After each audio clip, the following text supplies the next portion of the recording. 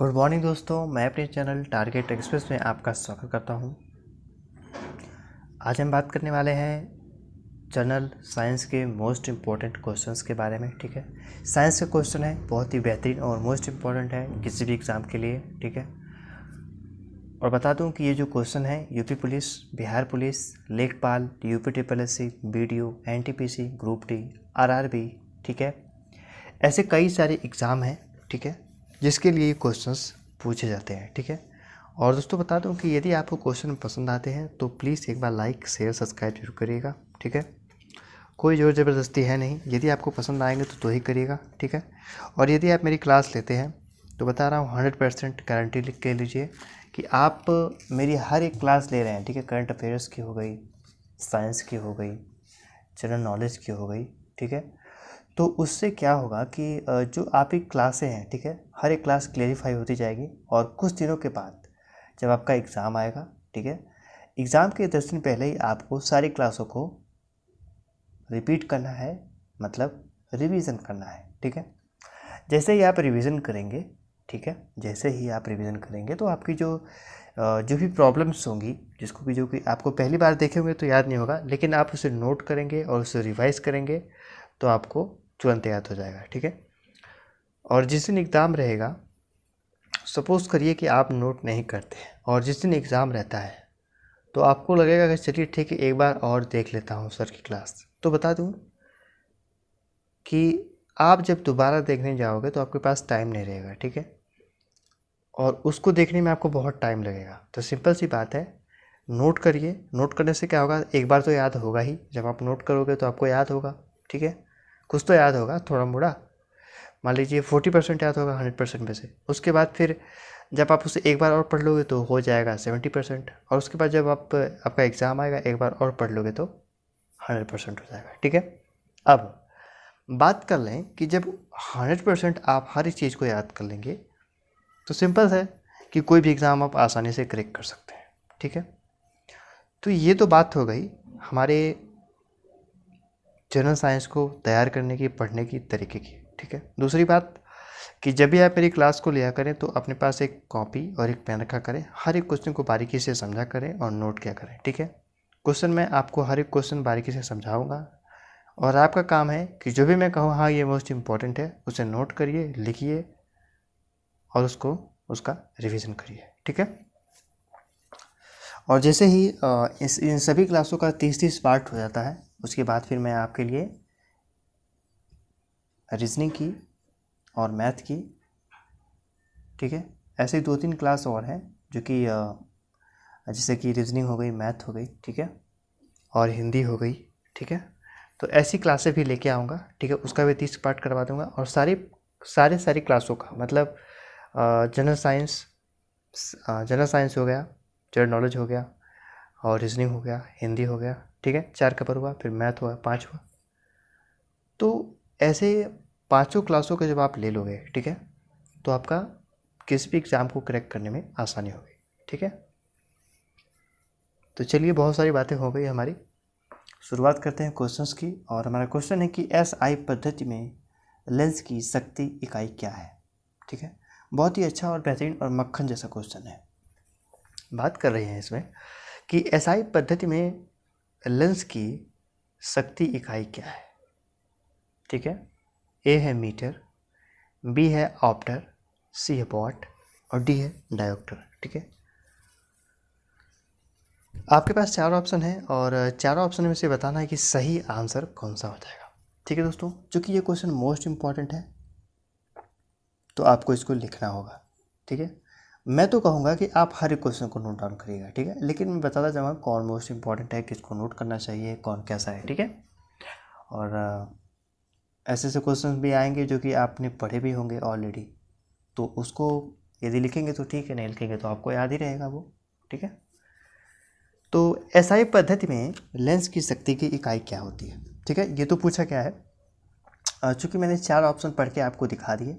ठीक है, तो बात कर लें आंसर की दोस्तों, तो इसका जो सही आंसर है दोस्तों वो है हमारा डायोप्टर। ठीक है, तो जो लेंस की जैसे कि मान लें जो SI, ठीक है, S और I, ठीक है, एसआई पद्धति में जो लेंस की शक्ति की इकाई होती है वो होती है डायोप्टर में, ठीक है। किस में होती है दोस्तों? तो वो होती है डायोप्टर में, ठीक है। बहुत ही अच्छा क्वेश्चन था, इम्पोर्टेंट था, और यदि आपको समझ में आया हो तो प्लीज़ हर एक क्वेश्चन को बारीकी से नोट करते रहिएगा, ठीक है। चलिए बढ़ेंगे अपने नेक्स्ट क्वेश्चन की तरफ, और हमारा नेक्स्ट क्वेश्चन है कि दंत चिकित्सक का दर्पण किस प्रकार का होता है, ठीक है। दंत चिकित्सक, जैसे कि आपने देखा होगा कि यदि आप कहीं डेंटल पे गए होंगे, उसको दंत को बोलते हैं कि दांत, और दांत का जो है, दांत का यह शुद्ध है, ठीक है। एक तरह से मान लें कि यदि हिंदी के तौर पे बात कर लें तो यह एक तत्सम शब्द है, ठीक है। समझ रहे हैं आप? तत्सम तद्भव, ठीक है। तद्भव मतलब जो हम आम बोलचाल भाषाओं में बोलते हैं, और तत्सम होता है जैसे कि किस्र हो गया, तो किस्र एक तत्सम शब्द है, और काला हो गया, ठीक है, और ऐसे बहुत सारे शब्द हैं, ठीक है। तो उसी हिसाब से ये भी शब्द है, दंत हो गया, दांत हो गया, ठीक है। तो दंत है, दंत है तो यह हो जाएगा तत्सम, और दांत हो जाएगा तद्भव, ठीक है। ये तो तद्भव तत्सम की बात हो गई, इस तरह से ये भी आपको याद हो गया। तो दंत चिकित्सक का जो दर्पण होता है, ठीक है, वह कौन सा होता है? तो ऑप्शन है ए बेलनाकार दर्पण, बी समतल दर्पण, सी उत्तल दर्पण, और डी अवतल दर्पण। आपके पास 4 ऑप्शन है, और बताना है कि जो दंत चिकित्सक का दर्पण होता है वो कैसा होता है, ठीक है। तो दोस्तों अवतल दर्पण होता है, ठीक है। जैसे कि जो डॉक्टर होते हैं दंत के, ठीक है, जो डेंटल डॉक्टर होते हैं, तो उनको दांत के अंदर जैसे कि कोई प्रॉब्लम से या दर्द कर रहा है तो उनको देखना होता है, ठीक है। तो वो जब देखेंगे, तो दांत को जब देखेंगे वो, तो उसमें अवतल दर्पण का उपयोग करते हैं, जिससे कि जो दांत है वह बड़ा बड़ा दिखाई दे, और प्रॉब्लम्स कहाँ हो रही है, क्या प्रॉब्लम है, कहाँ कीटाणु है, जो भी डॉक्टर को आपको समझ में आता होगा वो करते होंगे। तो मेरे सिंपल कहने का मतलब ये है कि कोई भी मतलब दांत को देख रहे हैं, आप कुछ चीज़ों को देख रहे हैं, तो वो चीज़ उनको क्लियरिफाई और बड़ी दिखाई दे, ठीक है। अब बड़ी दिखाई देगी तो अच्छे से क्लियरिफाई कर पाएंगे, ठीक है, कि प्रॉब्लम इज़ दैट, ठीक है, क्या क्या प्रॉब्लम है आपके दांतों में, ठीक है। तो ये सिंपल सी बात याद रखिएगा कि जब आप दांत की बात आ जाए दंत चिकित्सक के दर्पण के बारे में, तो एक ट्रिक याद रखिएगा कि जब भी आप डॉक्टर के पास जाओगे तो क्या वह दर्पण जो यूज़ करेगा वो उत्तल दर्पण तो यूज नहीं करेगा, क्योंकि डॉक्टर को क्लियरिफाई देखना चाहिए, क्लियरिफाई देखने के लिए उसे बड़ा देखना चाहिए, और बड़ा देखने के लिए उसे अवतल लेंस का उपयोग होगा। ये तो मैंने ऑलरेडी आपको बहुत बार समझाया हुआ है, ठीक है। तो इसमें समझाने की कुछ खास बात है नहीं, और अवतल दर्पण हमारा सही आंसर है, ठीक है, और मोस्ट इम्पॉर्टेंट है, याद रखिएगा। नेक्स्ट क्वेश्चन की बात कर लेंगे, और हमारा नेक्स्ट क्वेश्चन है कि होलोग्राम किसे कहते हैं? होलोग्राम किसे कहते हैं ये बताना है। एसएससी स्टेनोग्राफर में पूछा गया क्वेश्चन है एसएससी में, ठीक है, और बहुत ही बेहतरीन और मक्खन जैसा क्वेश्चन है, मोस्ट इम्पॉर्टेंट, ठीक है। तो बात कर लें कि होलोग्राम किसे कहते हैं। तो ए दिया है आवृत्ति वितरण दर्शाने के लिए ग्राफीय निरूपण, बी दिया है त्रिविमीय एमआरआई, सी दिया है एक त्रिविमीय छवि के पुनरुत्पादन के लिए फोटोग्राफिक्स रिकॉर्ड, या डी दिया है एक द्रव्य क्रिस्टल प्रदर्शन। तो आपके पास 4 ऑप्शन है, और बताना है कि होलोग्राम क्या होता है, ठीक है। तो बहुत ही अच्छा क्वेश्चन है, और इसको आपको याद करना होगा, इम्पोर्टेंट है। मैं बता दूं कि यह मोस्ट इम्पॉर्टेंट है, ठीक है, तो इसे आप जरूर याद रखिएगा। तो यदि बात कर लें सही आंसर की, तो वो है हमारा सी, ठीक है, एक त्रिविमीय छवि के पुनरुत्पादन, ठीक है, पुनरुत्पादन के लिए फोटोग्राफिक्स रिकॉर्डर, ठीक है, रिकॉर्ड, ठीक है। तो होलोग्राम उसे कहते हैं कि जैसे कि यदि किसी का स्कैन किया गया हुआ कोई पेपर हो या कुछ अन्य चीज़ें हों, तो उसे हम रिकॉर्ड करके, लाइक हाँ, कि मतलब यदि कोई व्यक्ति मांग रहा है, ठीक है, तो उसे हम रिकॉर्ड करके रख सकें, तो उसे हम होलोग्राम कहते हैं, ठीक है। किसी भी चीज़ का मतलब होलोग्राम मतलब एक तरह से कॉपी मान लीजिए, ठीक है। यदि सपोज करिए कि यदि माइंड का आपका सॉरी आपके दिमाग का या माइंड का या सर का स्कैन हो रहा है, ठीक है, माइंड का स्कैन हो रहा है, तो स्कैन होने के बाद दो कॉपी निकलेगी, एक तो आपको दी जाएगी और एक होलोग्राम की तरह के जरिए उसको रखा जाएगा कि हाँ यदि कोई इमरजेंसी पड़ी तो उसको दिया जा सके, ठीक है। तो सी इज़ अ राइट आंसर। चलिए नेक्स्ट क्वेश्चन की तरफ बढ़ते हैं और नेक्स्ट क्वेश्चन है कि मरीचिका एक उदाहरण है। मरीचिका एक उदाहरण है। अच्छा क्वेश्चन है, बताइए कौन सा सही आंसर है। ए केवल प्रकाश का अपवर्तन का, बी केवल प्रकाश के पूर्ण आंतरिक परावर्तन का, सी प्रकाश के अपवर्तन और पूर्ण आंतरिक परावर्तन का, डी केवल प्रकाश के परिक्षेपण का। मरीचिका होती क्या है इसके बारे में मैं आपको थोड़ा सा बताऊंगा, ठीक है। देखिए जैसा कि गर्मी का दिन चल रहा है, ठीक है, तो गर्मी के दिनों में थोड़ी और गर्मी पड़ने जब लगेगी तो आप देखेंगे कि यदि आप गांव में रहें या शहर में रहें, शहर में थोड़ा कम पता चलता है यदि जब रोड क्लीन रहती है, साफ़ रहती है, तो जब आप दूर दूर तक देखोगे तो एक ऐसा लगेगा कि जैसे कि कोई पानी गिरा हुआ है। यदि आप शहर में हो तो रोड पर लगेगा कि पानी गिरा हुआ है, ठीक है, और यदि आप गांव में हो तो ऐसा लगेगा कि वहाँ पे ऐसे कुछ करके मतलब ऐसे हिल रहा है, ठीक है। तो पानी की तरह लगेगा आपको, दूर से लगेगा पानी, आप वहाँ नज़दीक जाओगे तो आपको कुछ भी नहीं दिखाई देगा, ठीक है। तो वही मरीचिका होता है, ठीक है। हमारे सूर्य से जो किरणें निकलती हैं और कुछ प्रोसेस के बाद वो मरीचिका में परिवर्तित हो जाती हैं, ठीक है। तो जिससे क्या होगा कि जो जल की आकार की आपको छवि दिखाई पड़ती है, ठीक है। ये तो मैंने मरीचिका के बारे में बता दिया।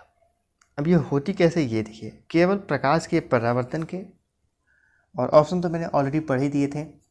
तो मरीचिका के बारे में बता दूं तो सही आंसर इसका हो जाता है सी, ठीक है, प्रकाश के अपवर्तन और पूर्ण आंतरिक परावर्तन का, ठीक है। देखिए प्रकाश का अपवर्तन और पूर्ण आंतरिक परावर्तन, जैसे कि यदि प्रकाश, देखिए यहाँ पे मतलब सपोज ये प्रकाश है, ठीक है, सूर्य से किरणें निकल रही है जैसा कि मैंने बताया, और वो पृथ्वी पर पड़ रही है, ठीक है। अब इनका पूर्ण जब आंतरिक परावर्तन होगा तो यह एक जल के तौर पे जो है ऐसे ऐसे करके आप देखे होंगे गांव में कि ऐसे ऐसे करके जो जल के नुमा ऐसे ऐसे, ठीक है, आपको दिखाई देता होगा, ठीक है। तो वही होता है मरीचिका, उसे ही हम बोलते हैं मरीचिका। अब देखिए इसे याद करने की ट्रिक कि जो जल के आकार का, अभी जब ठंडी थी तो ऐसा नहीं दिखता होगा, ठीक है, लेकिन जब जैसे ही गर्मी आई तो वो एक वाटर की इमेज बना के जो है आपको दिखेगी।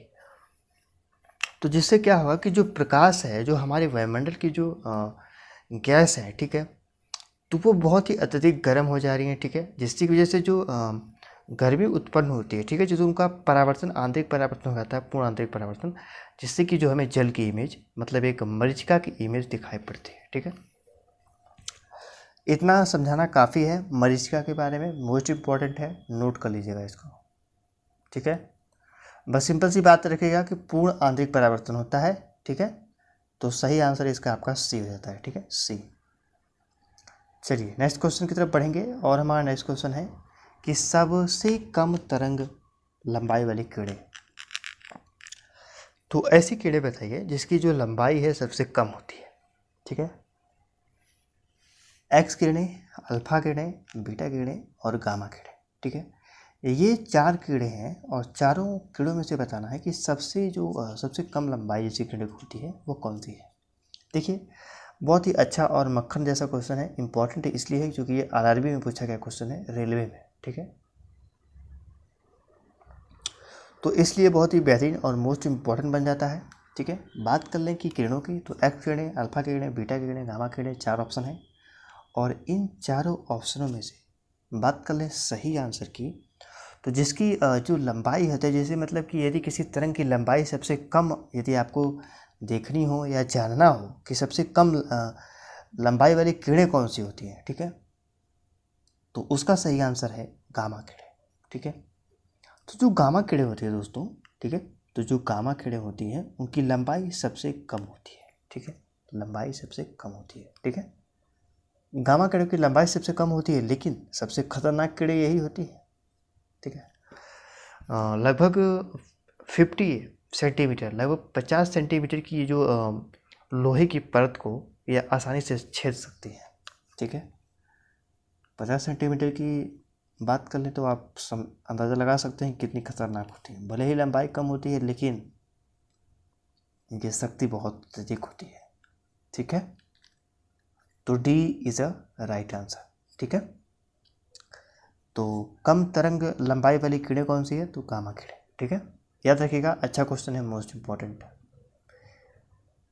आगे बढ़ेंगे बिना देर किए हुए, और नेक्स्ट क्वेश्चन है कि तरल ताल वास्तविक गहराई से कम गहरा दिखाई देता है, इसका कारण क्या है? तरल ताल। ठीक है, तो बात कर लें, ए दिया है अपवर्तन, बी दिया है प्रकाश प्रकीर्णन, सी दिया है परावर्तन और डी दिया है व्यतिकरण। जो कि आपके पास 4 ऑप्शन है और पूछा गया है कि तरल ताल वास्तविक गहराई से कम गहरा दिखाई देता है, रीज़न क्या है? एसएससी सीपीओ में पूछा गया क्वेश्चन है, अच्छा है, बेहतरीन है, मोस्ट इंपॉर्टेंट है और थोड़ा न्यू टाइप का क्वेश्चन है ना। कि जैसे कि आपने बहुत कम देखा होगा कि तरल ताल के बारे में कोई आपने ऐसा क्वेश्चन बहुत कम देखा होगा, जहाँ तक मुझे उम्मीद है। तो इसलिए मैं कहता हूँ अच्छा क्वेश्चन है, न्यू क्वेश्चन है और आपको लिए आपके सभी एग्ज़ामों के लिए बहुत ही बेहतरीन और मोस्ट इंपॉर्टेंट है। यदि आप किसी भी यूपी पुलिस या रेलवे या लेखपाल या किसी भी अन्य चीज़ों की तैयारी कर रहे हैं तो उसके लिए बहुत ही बेहतरीन क्वेश्चन बन जाता है। ठीक है, तो बात करें कि तरल ताल की वास्तविक गहराई क्या होती है, ये तो आपको बताना है। तो ये गहराई उसका रीज़न क्या होता है? ठीक है, रीज़न बता रहा है, एक्यूरेट रीज़न बता रहा है। ठीक है, तो क्वेश्चंस में हमें रीज़न पूछा गया है। ठीक है, तो बात कर लें इसका सही आंसर की, तो वो है अपवर्तन के कारण। ठीक है, तो A is a right answer. ठीक है, आपका सही आंसर दोस्तों ए है। अपवर्तन के कारण ही तरल ताल वास्तविक गहराई से कम गहरा दिखाई देता है। अपवर्तन मतलब किसी भी किरण का अपवर्तन हो जाना, अपवर्तन मतलब परावर्तित हो जाना। ठीक है, ठीक है, तो A is a right answer. ठीक है, चलिए नेक्स्ट क्वेश्चन की तरफ बढ़ेंगे और हमारा नेक्स्ट क्वेश्चन है, अच्छा क्वेश्चन है, मोस्ट इंपॉर्टेंट है। चूँकि सीवी रमन को उनके किस कार्य के लिए नोबेल पुरस्कार दिया गया था? अच्छा क्वेश्चन है, बेस्ट क्वेश्चन है, मोस्ट इंपॉर्टेंट है। ठीक है, तो सर सीवी रमन को उनके किस कार्य के लिए नोबेल पुरस्कार दिया गया था? तो ए एक्स किरणों का अध्ययन के लिए, बी प्रकाश के किरणों के अध्ययन के लिए, सी कॉस्मिक किरणों के अध्ययन के लिए, डी इनमें से कोई नहीं। तो बात कर लें कि सर सीवी रमन को दिया गया था नोबेल पुरस्कार, वो दिया गया था प्रकाश के प्रकीर्णन के अध्ययन के लिए। ठीक है, तो सर सीवी रमन ने प्रकाश के प्रकीर्णन का अध्ययन किया था। ठीक है, और एक तरह से खोज करी थी, तो इस वजह से उन्हें नोबेल पुरस्कार से सम्मानित किया गया था। ठीक है, जब भी सीवी रमन की बात आए तो आप याद रखिएगा कि उन्हें किस लिए नोबेल पुरस्कार दिया गया था, तो वो दिया गया था प्रकाश प्रकीर्णन के अध्ययन के लिए। ठीक है, तो B is a right answer. ठीक है, क्वेश्चन को नोट कर लीजिएगा, मोस्ट इम्पॉर्टेंट है। ठीक है, चलिए बढ़ेंगे अपने नेक्स्ट क्वेश्चन की तरफ, और हमारा नेक्स्ट क्वेश्चन है, हमारा अगला क्वेश्चन रहता है कि प्रकाश के परिक्षेपण का अध्ययन करने के लिए निम्नलिखित में से किस उपकरण का प्रयोग किया जाता है? ठीक है, प्रकाश के परिक्षेपण का अध्ययन करने के लिए। ठीक है, इसमें तो बात कर दी गई है कि प्रकाश के परिक्षेपण का अध्ययन के बारे में। ठीक है, बहुत ही बेहतरीन क्वेश्चन है और इम्पॉर्टेंट है। ठीक है, चूँकि ये क्वेश्चन नए हैं। ठीक है, और एसएससी में पूछे गए क्वेश्चन हैं। ठीक है, आपने बहुत ही कम सुना होगा, कि ये क्वेश्चन आपने बहुत कम भी देखा होगा, और बता रहा हूँ कि अपने दिल पे हाथ रख कसम खाइए कि जब भी ये क्वेश्चन आप देखते हैं, यदि आप मेरी क्लास देख रहे हो और यदि आपने इस क्वेश्चन को पहली बार देखा है, ठीक है, यदि आप मेरी क्लास देख रहे हैं, पहली बार क्लास ले रहे हैं, तो पहली बार देखा होगा, सिंपल सी बात है।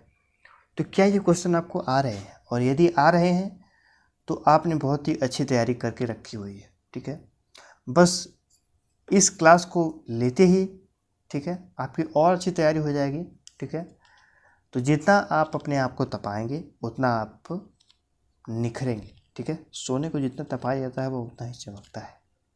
ठीक है, तो आप अपने आप को जितना पढ़ेंगे, जितना सीखेंगे, वो आपके लिए बहुत ही बेहतर और लाभदायक सिद्ध होगा। ठीक है, तो चलिए बात कर लें कि प्रकाश के प्रक्षेपण के अध्ययन के लिए निम्नलिखित में से किस उपकरण का प्रयोग किया जाता है। तो सूक्ष्मदर्शी, दूरबीन, और सी दिया है स्पेक्ट्रोमीटर और डी दिया है फोटोमीटर। जो कि आपके पास 4 ऑप्शन है और प्रकाश के प्रक्षेपण के अध्ययन के बारे में बात की गई है तो वो होता है spectrometer. C is a right answer. ठीक है, आपका सही आंसर सी है और प्रकाश के प्रक्षेपण के अध्ययन के लिए स्पेक्ट्रोमीटर का उपयोग किया जाता है। ठीक है, तो ये बात आपको याद रखनी है, मोस्ट इम्पॉर्टेंट है, चूँकि एसएससी में पूछा जाता है क्वेश्चन है। ठीक है,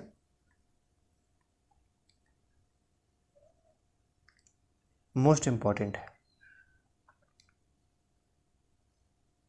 चलिए नेक्स्ट क्वेश्चन की बात कर लेंगे और नेक्स्ट क्वेश्चन है कि एक अवतल दर्पण के वक्रता केंद्र से जाने वाली किरण के लिए आपतित कोण होगा। ठीक है, एक अवतल दर्पण के वक्रता केंद्र के बात की गई है कि एक अवतल दर्पण के वक्रता केंद्र से जाने वाली किरण के लिए आपतित कोण होगा 90, 0, 180, 60। ठीक है, तो इसमें कोण की बात की गई है 90 अंश का कोण या 0 अंश का, 180 अंश का या 60 अंश का। ठीक है, बहुत ही अच्छा क्वेश्चन है और पूछा गया है, मोस्ट इम्पॉर्टेंट है। ठीक है, गोरखपुर डिजिटल सहायक में। तो जो अवतल दर्पण से वक्रता केंद्र से जाने के लिए, ठीक है, कितने अंश का उपयोग किया जाता है। ठीक है, तो वो है 0 अंश का। ठीक है, तो 0 अंश का उपयोग किया जाता है। अवतल दर्पण से वक्रता केंद्र से जाने वाली किरण जो आपतित कोण होगा वो होगा 0 अंश का कोण। ठीक है, तो आपका B is a right answer. बढ़ेंगे अगले क्वेश्चंस की तरफ और अगला क्वेश्चन है कि निम्न में से कौन सा मैग्नीफाइंग ग्लास की भांति प्रयुक्त होता है। मैग्नीफाइंग ग्लास, ठीक है, नया क्वेश्चन है, आप याद रखिएगा, यह क्वेश्चन नया है, मोस्ट इम्पॉर्टेंट है, आरआरबी में पूछा गया क्वेश्चन है। Magnifying glass, what is magnifying glass. ठीक है, तो बात कर लें कि जो मैग्नीफाइंग ग्लास है उसकी भांति प्रयुक्त होता है समतल दर्पण, अवतल दर्पण, अभिसारी लेंस, अपसारी लेंस। ठीक है, आपके पास 4 ऑप्शन है और बताना है कि जो मैग्नीफाइंग ग्लास की भांति जो प्रयुक्त होता है, मतलब उसकी भांति, मतलब एक तरह से मान लें कि यदि कोई वस्तु है, ठीक है, उसकी जगह पर यदि उसे लगा दिया जाए तो उसी की भांति वह कार्य करेगा। ठीक है, ये एक एग्जाम्पल के तौर पे हो गया। ठीक है, तो बात कर ले मैग्नीफाइंग ग्लास की भांति ही प्रयुक्त होता है वो कौन सा जो है, दर्पण है या लेंस है। ठीक है, चूँकि आपके पास 4 ऑप्शन है और बताना है कि सही आंसर कौन सा है। तो बता दो सही आंसर है अभिसारी लेंस। ठीक है, सी इज अ राइट आंसर। जो मैग्नीफाइंग ग्लास है, ठीक है, उसकी भांति केवल अभिसारी लेंस ही प्रयोग या प्रयुक्त में लाया जा सकता है। ठीक है, अच्छा क्वेश्चन है, नया है और इम्पॉर्टेंट भी बन जाता है क्योंकि आरआरबी में आया हुआ क्वेश्चन है। ठीक है, तो इम्पॉर्टेंट है, नोट कर लीजिएगा। मैग्नीफाइंग ग्लास की बात करी गई थी, अभिसारी लेंस का इसका सही आंसर है। ठीक है, चलिए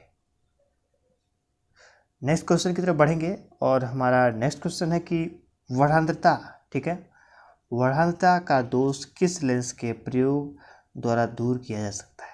अवतल दर्पण, उत्तल दर्पण, सिलेंडरी लेंस, उपयुक्त में से कोई नहीं। अब जैसे कि वर्णांतरता की बात करी गई है, ठीक है, तो जैसा कि मैंने बताया था कि वर्णांत व्यक्ति को कौन कौन से कलर दिखाई नहीं देते हैं। ठीक है, ये मैंने आपको कल बताया था, क्या आप बता पाएंगे। मैं पूछ रहा हूँ तो आपके दिमाग में वो चीज़ें दौड़ जानी चाहिए, क्या आप बता पाएंगे। तो फिर भी मैं बता दे रहा हूँ, लाल और हरे कलर को। सिंपल सी बात है, यदि वर्णांत व्यक्ति है तो आप एक चीज़ याद रख लीजिएगा कि जब ट्रैफिक, आपने देखा होगा कि ट्रैफिक में 3 कलर की बत्तियाँ लगी थी, येलो, लाल और हरी।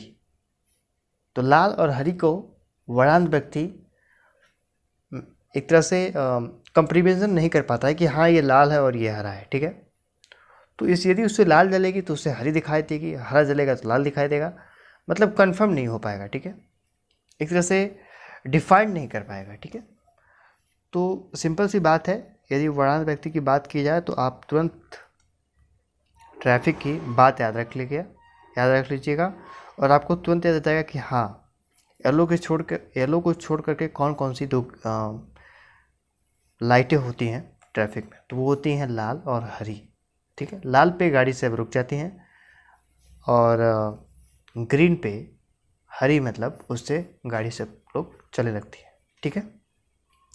तो यदि आप रोड लाइट के बारे में भी याद रखोगे, जैसे कि ट्रैफिक लाइट के बारे में भी याद रखोगे तो आपको याद हो जाएगा, ठीक है। तो यदि इसमें बात कर ली गई है सिंपल, इसमें क्या बात की गई है कि जो वर्णांत व्यक्ति रहेगा, ठीक है, वर्णांत व्यक्ति जैसे कि जो लाल और हरे की पहचान नहीं कर पाता है तो उसके लिए कोई चश्मा तो बना होगा, तो उसमें कोई लेंस लगता होगा, ठीक है। अब वही लेंस कौन सा लेंस लगता है यही आपको बताना है। अच्छा क्वेश्चन है और मोस्ट इम्पॉर्टेंट भी है, ठीक है। एसएससी में पूछा गया क्वेश्चन है। तो सोचिए वह कौन सा लेंस हो सकता है। तो वर्णांत व्यक्ति का यदि दोष है, ठीक है, तो इन चारों में से डी सही है। इनमें से कोई ऐसा लेंस नहीं है कि जो वर्णांत व्यक्ति के दोष को दूर कर सके, ठीक है। तो D is a right answer, ठीक है। चलिए नेक्स्ट क्वेश्चन की तरफ बढ़े हम, और हमारा नेक्स्ट क्वेश्चन है कि छोटे रंगीन टुकड़ों से बनने वाले आश्चर्यजनक आकारों को देखने के लिए उपयोग में लाया जा सकता है यंत्र।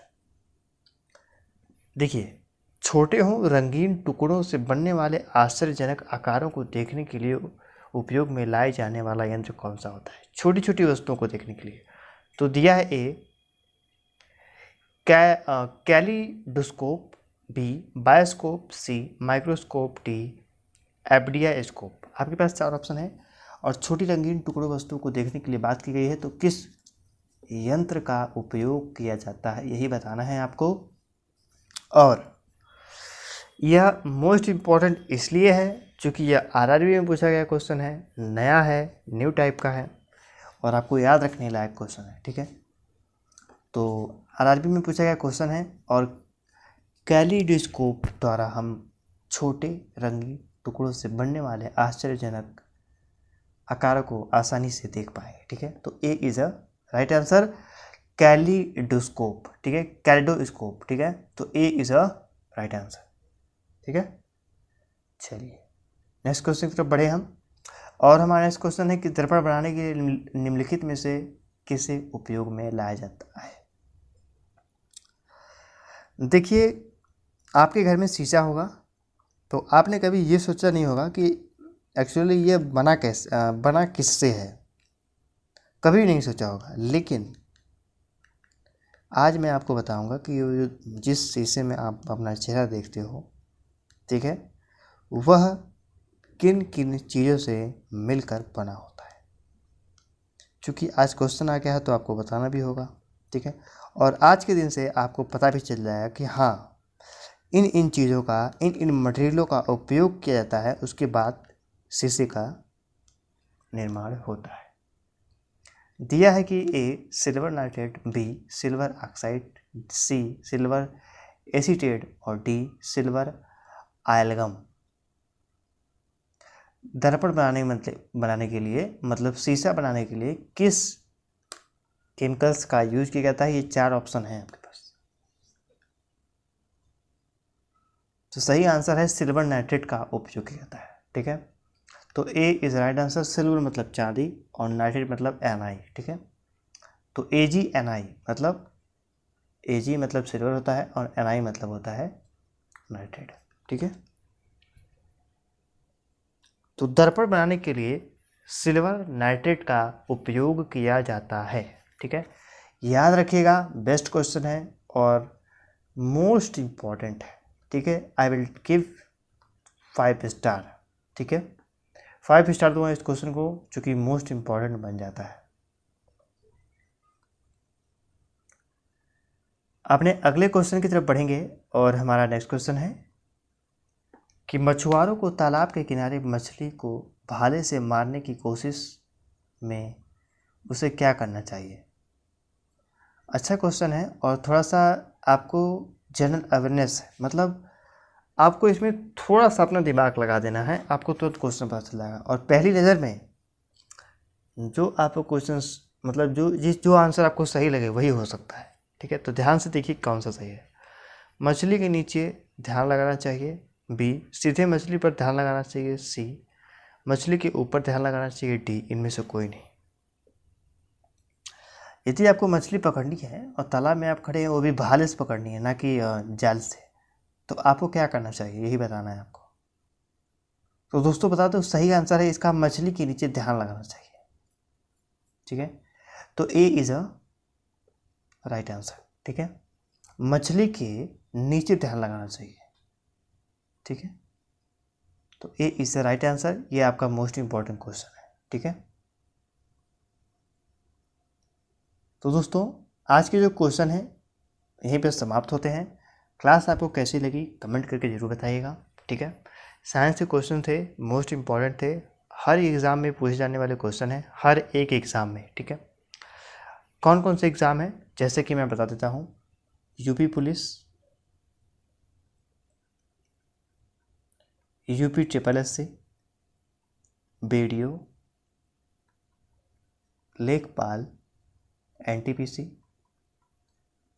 Group D, RRB, Delhi police, ठीक है। तो ऐसे जो भी गवर्नमेंट एग्ज़ाम है, ठीक है, आप किसी भी गवर्नमेंट एग्ज़ाम को उठा लीजिएगा, बस आप एक चीज़ देखिएगा कि क्या उसमें साइंस आई है। साइंस आई है तो लगभग 22 से 23 नंबर की साइंस आती है, ठीक है। 22 से 23 नंबर की साइंस आती है और किसी भी एग्ज़ाम को करेक्ट करने के लिए आसान, क्योंकि देखिए कोई भी व्यक्ति 1 नंबर से पीछे जा सकता है, जहाँ पे आपको 22-23 नंबर आसानी से मिल रहे हैं तो क्या है, बात है कि नहीं। लगभग जनरल साइंस जैसे कि यदि टोटल की बात कर लूँ मैं तो GK मतलब जनरल नॉलेज और साइंस, ठीक है, इन दोनों को मिला करके 23 प्लस 3 क्वेश्चन और करंट अफेयर्स से तो लगभग 26 से 27 क्वेश्चन, ठीक है, ये आते हैं, ठीक है। किसी भी एग्ज़ाम में देख लीजिएगा तो 27 नंबर कम नहीं होते। उसके बाद मैं 30 से 35 नंबर का आपको रीजनिंग पढ़ाऊँगा, मैथ पढ़ाऊँगा 30 नंबर का, और 30 नंबर या 15 नंबर का, ठीक है। लगभग उसमें से भी आपको 15 क्वेश्चन आते हैं मैथ से, और रीजनिंग के अच्छे क्वेश्चन आते हैं, लगभग 20 से 25 आ जाते हैं किसी किसी में, और हिंदी के भी बहुत अच्छे क्वेश्चन आते हैं, लगभग 30-25 क्वेश्चन।